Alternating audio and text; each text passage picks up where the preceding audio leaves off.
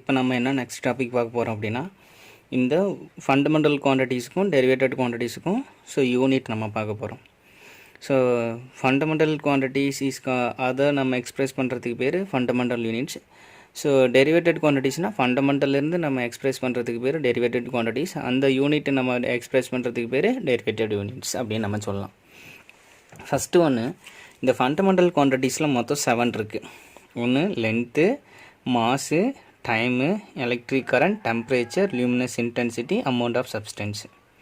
Okay, இப்போ லென்த்துக்கான fundamental unit என்ன சார்? மீட்டர். ஓகே, அதனுடைய simple M, small M. Capital M போட்டோம்னா அது வந்து வேறு ஒரு எக்ஸ்பிரஸ் போயிடும், அதனால ஸ்மால் எம் அப்படின்னு நம்ம சொல்கிறோம்.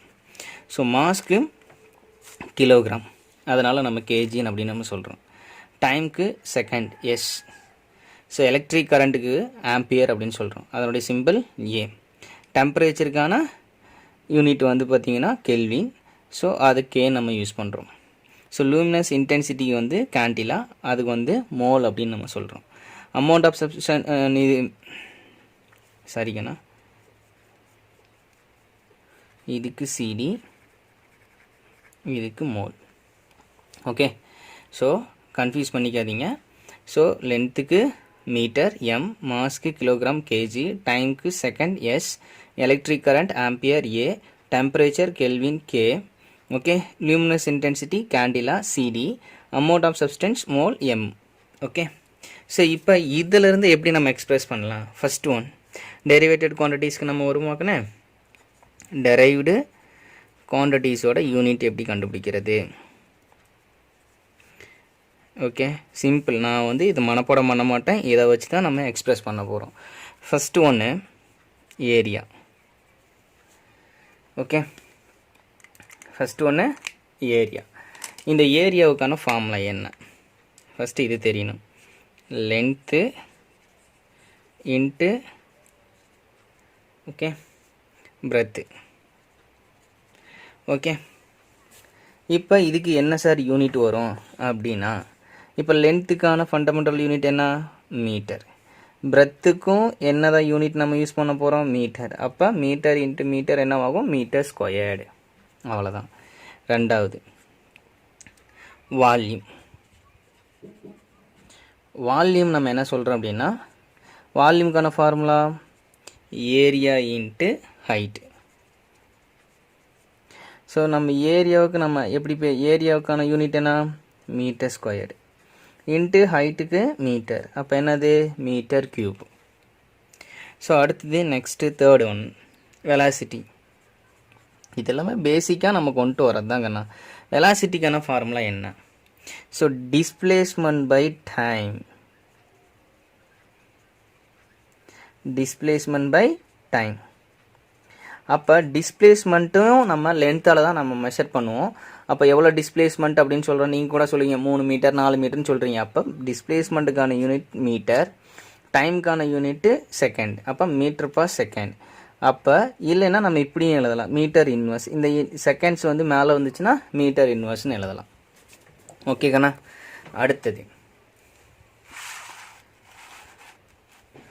அடுத்து ஃபோர்த் ஒன் பார்த்தீங்கன்னா ஆக்சலரேஷன். ஆக்சலரேஷன்னா என்ன சார் அப்படின்னா, வெலாசிட்டி டிவைடட் பை டைம். வெலாசிட்டிக்கு ஆல்ரெடி என்ன யூனிட் போட்டிருக்கேன்? ms power -1. டைமுக்கான யூனிட் என்னது? செகண்ட். இது முன்னாடி கண்டுபிடிச்சிருக்கூடிய வெலாசிட்டிக்கான ஃபார்முலா கண்ணு. இப்போ டைமுக்கான யூனிட்டு எஸ். அப்போ இந்த எஸ் மேலே போச்சுன்னா எஸ் இன்வர்ஸ் ஆகும். அப்போ metre second inverse into second inverse. அப்போ டோட்டலாக மீட்டர் செகண்ட் பவர் -2. இதுதான் ஆக்சலரேஷனோட யூனிட். அடுத்தது ஆங்குலர் வெலாசிட்டின்னு ஒரு ஃபார்முலா இருக்குது. Angular velocity. ஆங்குலர் வெலாசிட்டிக்கான ஃபார்முலா என்ன? வெலாசிட்டினா டிஸ்பிளேஸ்மெண்ட் பை டைம், ஆங்குலர்னா angular displacement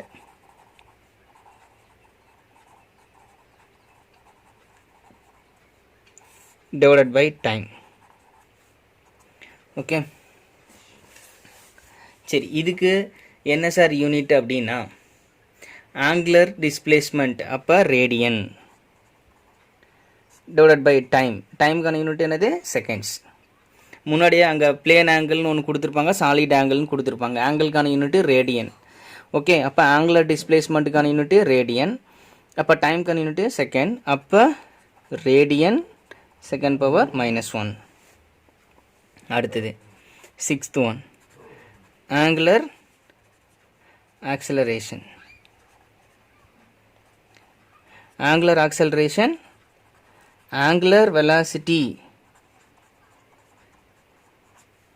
divided by time equal to angular velocityக்கான ஃபார்முலா மேலே கண்டுபிடிச்சிருக்கோம், ரேடியன் s power -1. டைம்க்கான யூனிட் s, அப்போ ரேடியன் s power -2. இது எப்படி வந்துச்சு? இந்த s மேலே போணுச்சுன்னா s இன்வெர்ஸ் ஆயிரும், அப்போ பவர் ஆட் பண்ணிக்கிங்க, அப்போ என்ன வந்துடும்? Radian s power -2. அடுத்தது ஓகே, அடுத்து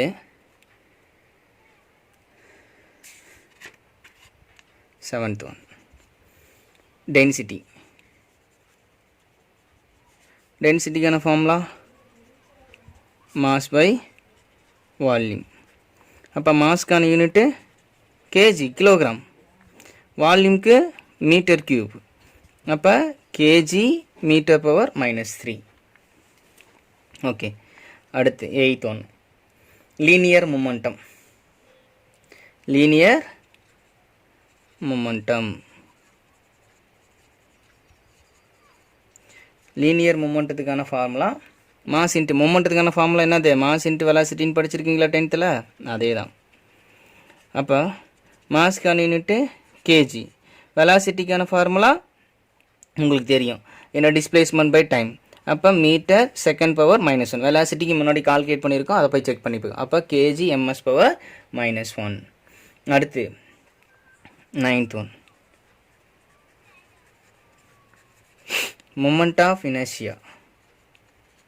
moment of inertiaவுக்கான ஃபார்முலா என்னன்னா மாஸ் இன்ட்டு டிஸ்டன்ஸ் ஸ்கொயர்டு. நீங்களே கால்குலேட் பண்ணுங்கக்கண்ணா. அப்போ மாஸ்னா என்ன? கேஜி இன்ட்டு டிஸ்டன்ஸ்னா மீட்டர் பவர் ஸ்கொயர்டு, அப்போ K G metre squared. Okay, right. அடுத்தது 10th ஒன். அடுத்தது வந்து பார்த்தீங்கன்னா ஃபோர்ஸ். ஃபோர்ஸ்க்கு என்ன formula? Mass into acceleration. Okay, அப்போ மாஸ்க்கான யூனிட்டு கேஜி, ஆக்சலரேஷனுக்கான யூனிட்டு மீட்டர் செகண்ட் பவர் -2. முன்னாடி போய் பாருங்கள் எப்படி ஆக்சலரேஷன் கண்டுபிடிச்சிருக்குன்ட்டு. அப்போ கேஜி ms பவர் -2 தான் ஃபோர்ஸ்க்கான யூனிட்டு. ஆல்ரெடி ஃபோர்ஸ்க்கான யூனிட்டு நீங்கள் படிச்சிருப்பீங்க, ஆர் நியூட்டன். எப்படி சார் இது சொல்கிறீங்க அப்படின்னா, ஃபோர்ஸ்க்கான ஒரு ஃபண்டமெண்டலாக ஸோ யார் ஒரு டெஃபினிஷன் கொடுத்தாங்க அப்படின்னா, ஸோ நியூட்டன் அப்படிங்கிற ஒரு சயின்டிஸ்ட் தான். அது பேசிக் ஒரு 4 ஃபண்டமெண்டல் ஃபோர்ஸ் இருக்குது, அது வந்து நியூட்டன்ஸ் தான் டிஸ்கிரைப் பண்ணார். அதனால தான் ஃபோர்ஸ்க்கான யூனிட்டை நம்ம வந்து என்னென்னு சொல்கிறோம் அப்படின்னா நியூட்டன் அப்படிங்கிறத சொல்லியிருக்கோம். Okay, right. அடுத்து ஒன்று ப்ரெஷர். அடுத்தது ப்ரெஷர். ப்ரெஷருக்கான ஃபார்முலா என்னென்னா, ஓகே, ஃபோர்ஸ் பை ஏரியா. ஃபோர்ஸ்க்கான யூனிட்டு நியூட்டன். ஓகே, ஏரியாக்கான யூனிட்டு மீட்டர் ஸ்கொயர்டு. அப்போ எப்படி சொல்லலாம்? Newton metre power -2. இந்த -2 எங்கே வந்துருச்சு? இந்த பவர் மேலே வந்துருச்சுன்னா -2 ஆயிரும். Or pascal. ஏன்னா நீங்கள் 9thலையோ 10thலையோ ஆர்கிமிடிஸ் பிரின்சிபல்னு அப்படின்னு ஒன்று படிச்சிருப்பீங்க. ஓகே, ஆர்கிமிடிஸ் பிரின்சிபல்ஸ் அப்படிங்கிறது ஒன்று படிச்சிருப்பீங்க. ஸோ அதெல்லாம் வந்து இந்த ப்ரெஷருக்கான ஒரு கால்குலேட் பண்ண ஒரு சயின்டிஸ்ட் யார் அப்படின்னா பாஸ்கல். அதனால தான் பிஏ அப்படிங்கிற ஒரு அவரோட சிம்பிள் வந்து நம்ம யூஸ் பண்ணுறோம். ப்ரெஷருக்கு ஃபோர்ஸ்க்கான இதுவும் யூஸ் பண்ணலாங்கன்னா அந்த கேஜி ms பவர் -2ன்னு யூஸ் பண்ணலாம். அப்படி யூஸ் பண்ணிங்க அப்படின்னா உங்களுக்கு என்ன ஆன்சர் வருதுன்னு நீங்கள் கால்குலேட் பண்ணி எனக்கு ஆன்சர் சொல்லுங்கள். ஸோ அப்போ ஃபோர்ஸ்க்கான யூனிட் நான் நியூட்டன் போட்டேன், ஏரியாக்கான யூனிட் மீட்டர் ஸ்கொயர். அப்போ newton metre power -2 or pascal அப்படின்னு நம்ம சொல்லியாச்சு. அடுத்தது 12th one. So energy. Energy equal to work. இது மெயினான ஃபார்முலா கண்ணு, இது கன்ஃபியூஸ் பண்ணிக்காதீங்க. இது ரெண்டுமே பேசிக்காக இல்லைன்னா அந்த உலகத்தில் எதுவுமே இல்லை. எனர்ஜி இல்லாமல் ஒர்க் இல்லை, ஒர்க் இல்லாமல் எனர்ஜி இல்லை. Work so physical work or mental work, ரெண்டு ஒர்க் இருக்குது. ஸோ ஃபிசிக்கல் ஒர்க்குனா நம்ம ஏதாவது வந்து ஃபிசிக்கலாக நம்ம வேலை செய்கிறோம், இங்கேனாலும் வேலை செய்கிறோம்னா அதுக்கு பேர் ஃபிசிக்கல் ஒர்க். நம்ம பாட்டுக்கு மனப்பாடம் தான் புக்கை வச்சு வசிச்சுட்டு இருக்கும் பார்த்தியா, so that is mentally work. So அப்போ physical work or mental work, ரெண்டு ஒர்க் இருக்குது. இதெல்லாம் வந்து நம்ம போக போக நம்ம சாப்டரில் டிஸ்கஸ் பண்ணுவோம். ஸோ அப்போ எனர்ஜிக்கான ஃபார்முலா என்ன? அப்போ எனர்ஜிக்கான formula force into distance. Force into distance.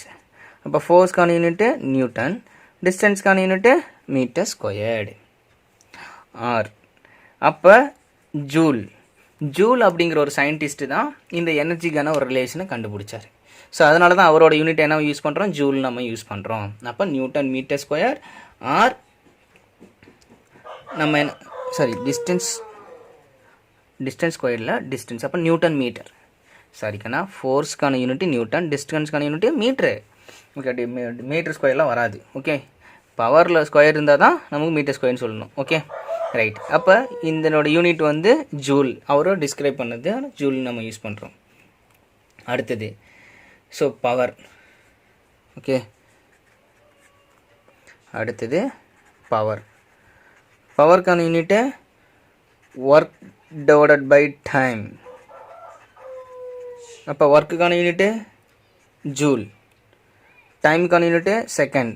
அப்போ ஜூல் செகண்ட் பவர் -1. இந்த எஸ் மேலே வந்துருச்சுன்னா ஜூல் செகண்ட் பவர் -1.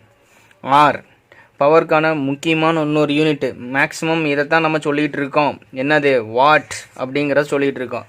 நீங்கள் ஒரு பல்பு கடையில் போய் வாங்கினீங்கன்னா 60 வாட் பல்பு கேட்குறீங்க, 40 வாட் பல்பு கேட்குறீங்க, 0 வாட்ஸ் பல்புன்னு கேட்குறீங்க.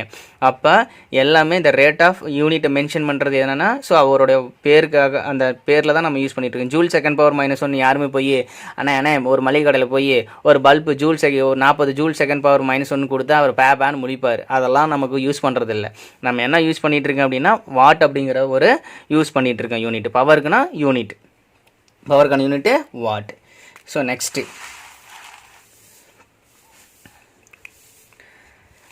அடுத்து இம்பல்ஸ்னால் என்ன சார்? இதனுடைய அப்ளிகேஷன்ஸ் நிறையா இடத்துல நம்ம யூஸ் பண்ணுறோம்.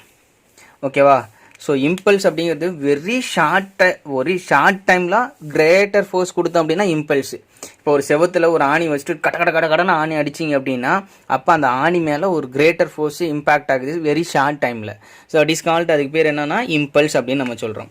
இம்பல்ஸுக்கான ஃபார்முலா என்னென்னா ஃபோர்ஸ் இன்ட்டு டைம். அப்போ ஃபோர்ஸ்க்கான யூனிட் வந்து என்னென்னா ஸோ நியூட்டன், டைமுக்கான யூனிட்டு நியூட்டன் செகண்ட்ஸ். ஸோ இதுதான் வந்து நம்ம இம்பல்ஸ் அப்படின்னு சொல்கிறோம். ஸோ இதனுடைய மெயின் அப்ளிகேஷன்ஸ் வந்து பார்த்திங்க அப்படின்னா ஸோ இன்னும் நம்ம வந்து உள்ளுக்குள்ளே நிறையா இருக்குது. நம்ம சாப்டருக்குள்ளே போகும்போது டிஸ்கஸ் பண்ண போகிறோம். ஓகே, ஸோ இதெல்லாம் எங்கே யூஸ் பண்ணுறோம் இம்பல்ஸ் அப்படிங்கிறதெல்லாம் நம்ம பாரு. ஏன் ஒரு காரில் வந்து பார்த்திங்க அப்படின்னா ஒரு ஏர் பேக் வச்சுருக்காங்க, ஏன் வந்து காங்கிரீட் தரையில் குதிக்கும் போது கால் உடையுது, அதே மணலில் குதிக்கும் போது கால் உடையில, ஏன் ஒரு கிரிக்கெட் பால் வந்து ஒரு கிரிக்கெட் பிளேயர் வந்து ஏன் கேட்ச் பிடிச்ச உடனே கையை கீழே இழுத்துக்கிட்டு போகிறாங்க, கொஞ்சம் டைம் எக்ஸ்டெண்ட் பண்ணிகிட்டே போகிறாங்க அப்படிங்கிறது எல்லாமே டீட்டெயில்டாக இம்பல்ஸ் பற்றியான விஷயம் நம்ம வந்து ஸோ சாப்டரில் நம்ம டிஸ்கஸ் பண்ணுவோம். ஓகேங்கண்ணா. அடுத்தது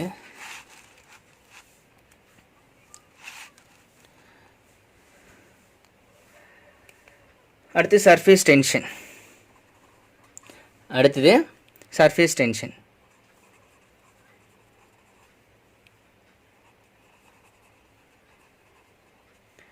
சர்ஃபேஸ் டென்ஷன் அப்படின்னா ஃபோர்ஸ் பை லென்த். பார், லென்த்தில் எவ்வளோ ஃபோர்ஸ் இருக்கோ அதுக்கு பேர் தான் நம்ம என்னென்னு சொல்கிறோம் அப்படின்னா surface tension. Surface force unit newton, லென்த்துக்கான யூனிட்டு மீட்டர். அப்போ நியூட்டன் மீட்டர் இன்வர்ஸ் அப்படின்னு நம்ம சொல்லலாம்.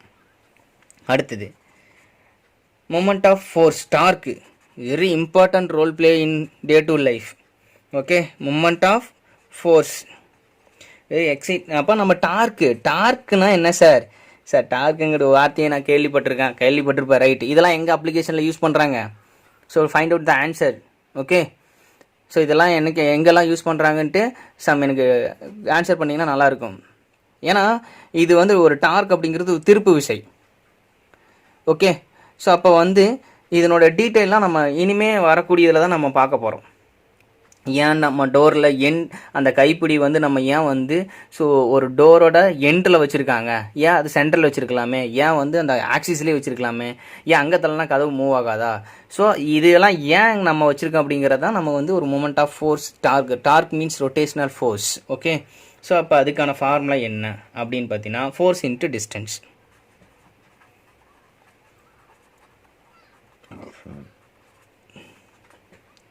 நியூட்டன் மீட்டர், அவ்வளோதான். ஸோ அடுத்தது நெக்ஸ்ட் ஃபார்முலா. அடுத்தது எலக்ட்ரிக் சார்ஜ். நீ படிச்சிருப்பீங்க. ஓகே, சார்ஜுக்கான ஃபார்முலா என்னென்னா கரண்ட் இன்ட்டு டைம். கண்ணே இது I = Q/Tன்னு ஒரு ஃபார்முலா படிச்சிருப்பீங்க. அப்போ Q = I × T.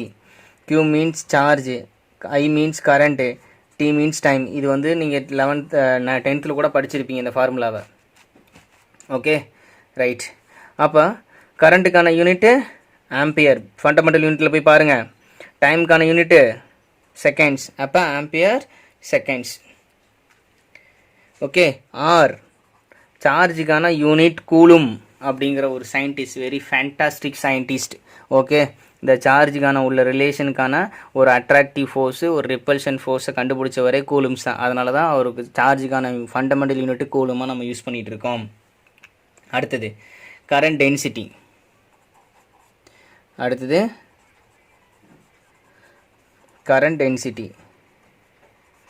So current டென்சிட்டிக்கான ஃபார்முலா கரண்ட் பை ஏரியா, அவ்வளோதான். பாரு, ஏரியாவில் எவ்வளோ கரண்ட் இருக்கோ அதை தான் நம்ம கரண்ட் டென்சிட்டின்னு சொல்ல முடியும். அப்போ கரண்ட் டிவைடட் பை ஏரியா. கரண்ட்டுக்கான யூனிட்டு ஆம்பியர், ஏரியாக்கான யூனிட்டு மீட்டர் ஸ்கொயர்டு. அப்போ அந்த மீட்டர் ஸ்கொயர் மேலே போச்சுன்னா ஆம்பியர் m²-2. ஓகே, அடுத்தது மேக்னெட்டிக் இண்டக்ஷன். அடுத்தது வந்து பார்த்தீங்கன்னா மேக்னெட்டிக் இண்டக்ஷன்.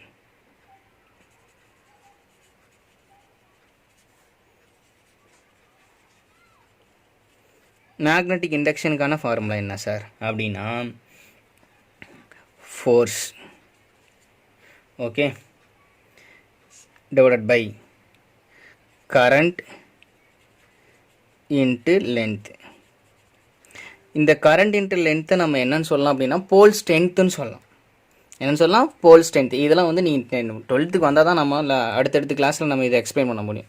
சரி, நீங்கள் இதை வச்சு நம்ம யூனிட் கண்டுபிடிங்க.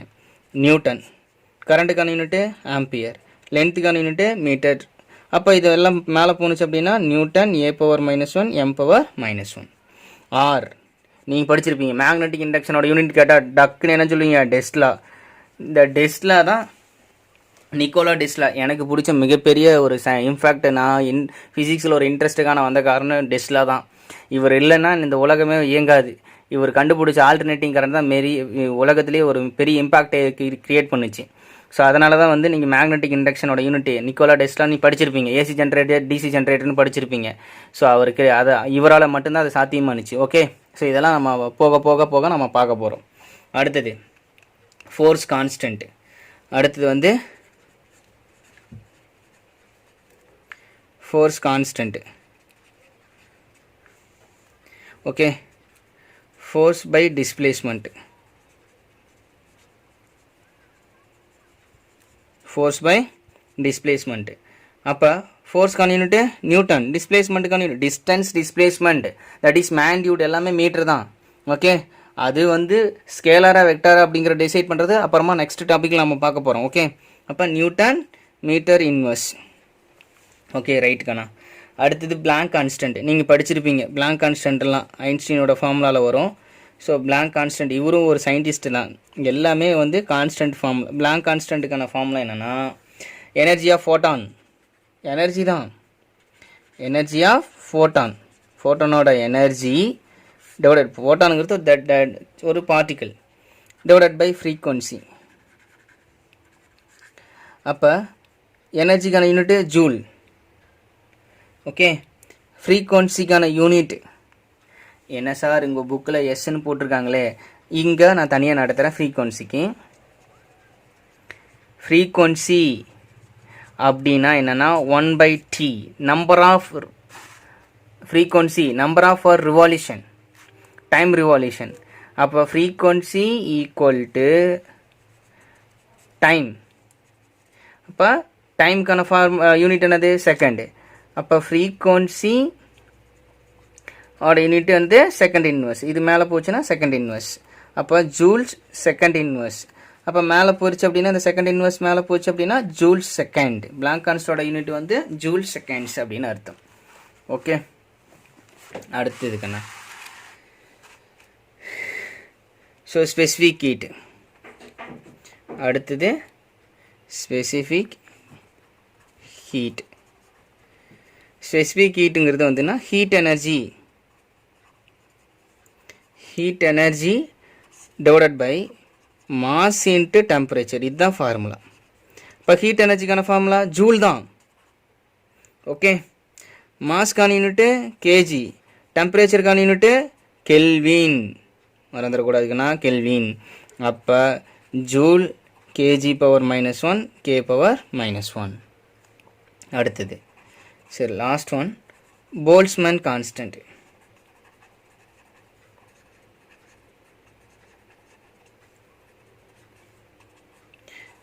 Energy divided by temperature. எனர்ஜிக்கான யூனிட்டு ஜூலு, டெம்பரேச்சருக்கான யூனிட்டு கெல்வின். இப்போ ஜே கே பவர் -1. ஓகேங்கண்ணா. ஸோ இது வரைக்கும் எப்படி வந்து மெஷர்மெண்ட்னா என்ன, அந்த மெஷர்மெண்ட்டோட டெஃபினிஷனாக என்ன, அதிலிருந்து என்னென்ன குவான்டிட்டிஸ் நம்ம டிஸ்கிரைப் பண்ணோம், ஃபண்டமெண்டல் அண்ட் டெரிவேட்டட், அதுக்கப்புறம் டெஃபினிஷன் ஆஃப் ஃபிசிக்கல் குவான்டிட்டி, அதுக்கப்புறம் டைப்ஸ் ஆஃப் ஃபிசிக்கல் குவான்டிட்டி, அதுக்கப்புறம் டெஃபினிஷன் ஆஃப் யூனிட்டு. ஸோ அதுக்கப்புறம் வந்து டிஃப்ரெண்ட் டைப்ஸ் ஆஃப் சிஸ்டம் நம்ம பார்த்தோம். அது வந்து மெட்ரிக் சிஸ்டம் எது, நாட்டிய மெட்ரிக் சிஸ்டம் எது. நாட்டிய மெட்ரிக் சிஸ்டம் வந்து எஃப்ஏ சிஸ்டம். அதை யாருமே மோஸ்ட்லாக யூஸ் பண்ணுறதே கிடையாது, சயின்டிஸ்ட்டே யூஸ் பண்ண மாட்டாங்க. ஸோ அது கன்வெர்ட் பண்ணுறது ரொம்ப டிஃபிகல்ட்டிஸாக இருக்கும். சரி, அது மட்டும் இல்லாமல் வந்து மெட்ரிக் சிஸ்டம் வந்து ஜிஜே சிஸ்டமும் எம்கே சிஸ்டம். ஸோ இன்டர்நேஷ்னலாக அக்செப்ட் பண்ண system SI system. SI internationally system அப்படின்னு சொல்கிறது எம்கே சிஸ்டம் தான் ஃபாலோ பண்ணுவாங்க. 1960 டிஸ்கவுட் பண்ணது. இந்த எப்போ வந்து 1960 the accepted only MK system, metre kilogram seconds. So இதுதான் 1960 வந்து இன்டர்நேஷ்னலாக அக்செப்ட் பண்ண யூனிட்டுக்கண்ணா. ஸோ ஏதாவது டவுட் இருந்தால் கமெண்ட் பண்ணுங்கள். ஓகேக்கண்ணா, எங்கிட்ட இமீடியட்டாக ஃபோன் பண்ணி கேட்டுக்கலாம்.